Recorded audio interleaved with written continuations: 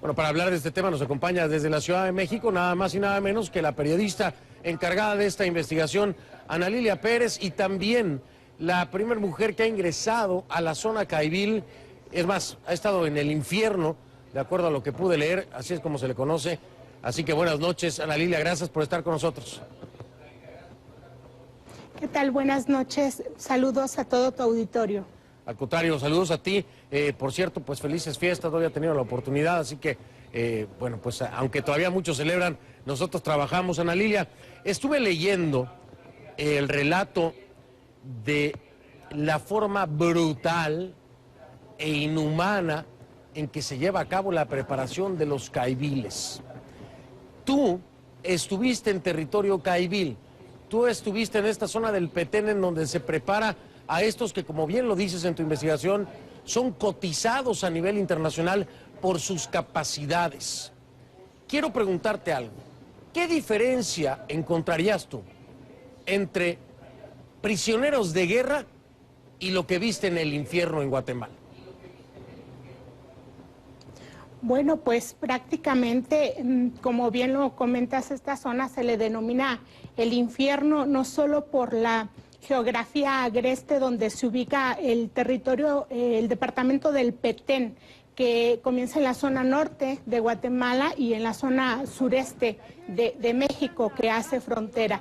Y en este lugar se ubica el centro de adiestramiento Caibil, la famosa escuela Caibil, donde los soldados que ya tienen un grado mínimo de subteniente en los ejércitos de su país ingresan a estos cursos que ofrece la Escuela de la Milicia Guatemalteca, 2 cursos por año para hacer soldados de élite, sometidos a un entrenamiento que dura 60 días y que incluye tácticas pues prácticamente de una tortura psicológica donde la intención es templar el carácter de estas milicias. De ahí que se le conozca también como el infierno a esta zona con este doble sentido, no solo el de la geografía agreste, sino de las torturas psicológicas y físicas a las que son sometidos estos militares durante su entrenamiento.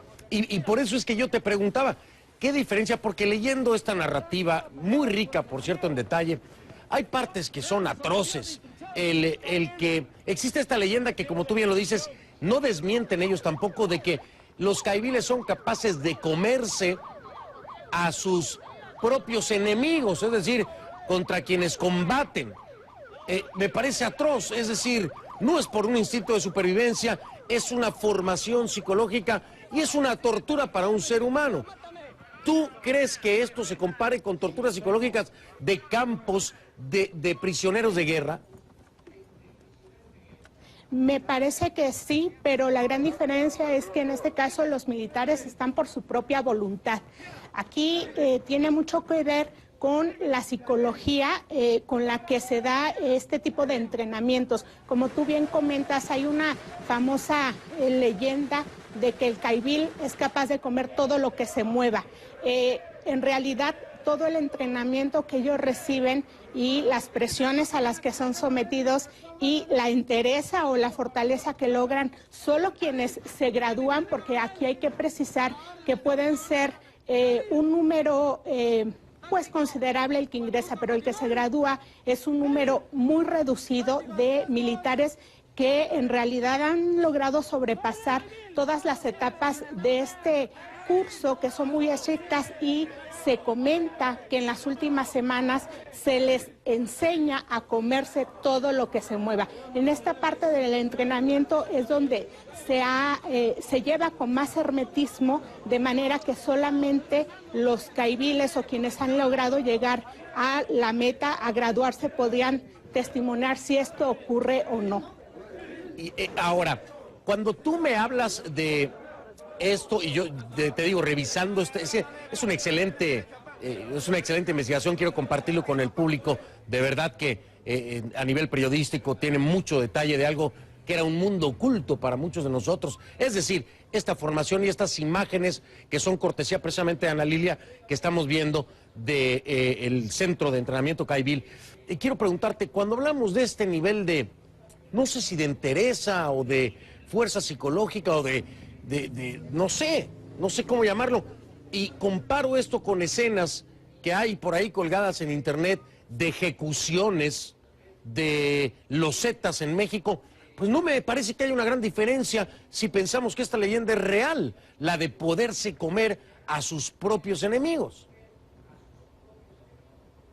Hay que recordar además, y qué bueno que tocas ese tema, porque incluso la daga caibil, que es el arma principal o la que le da identidad al soldado caibil, fue un arma que la ONU prohibió por ser tan mortífera y que esta daga era básicamente para degollar a los enemigos. Como bien comentas, esta es una práctica que si bien comenzaron los Zetas, pues hoy en día la mayoría de los cárteles mexicanos estilan esto. Aquí hay algo bien importante.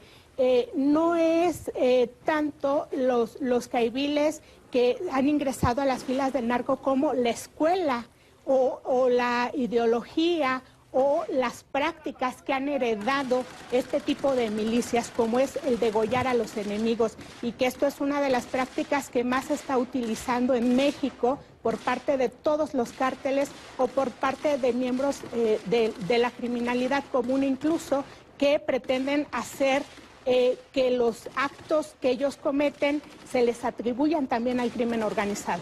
Ahora, ¿cuál es el punto común aquí con los caibiles y con los Zetas y con los gafes? Déjeme decirle primero qué son los gafes. Ese grupo aerotransportado de fuerzas especiales, que era un grupo élite del ejército mexicano, que incluso trataban de acercarse al entrenamiento caibil, por decirlo así. Entonces, ¿qué estamos viendo aquí, Ana Lilia? El fenómeno de estos elementos de grupos de fuerzas especiales caibiles y de gafes que se integran al narcotráfico. Ana Lilia, ¿quién los preparó? Las autoridades. ¿No es contraproducente?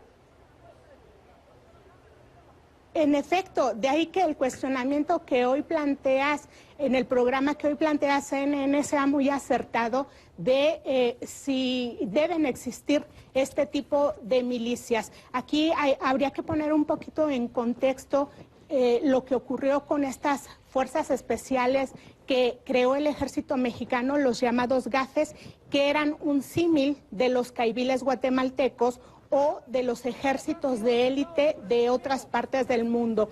Aquí lo que ocurrió con los gafes fue que se formaron como brazo armado del cártel del Golfo, crean el grupo denominado Los Zetas, y en algún momento, de acuerdo con testimonios que dan también integrantes del ejército de Guatemala, ellos reconocen que después del capo guatemalteco Otto Herrera, que tenía una guardia personal de caibiles y que era un capo que se ubica como socio de el Chapo Guzmán, después de él fueron los gafes los que comenzaron a reclutar caibiles para que se integraran a sus filas.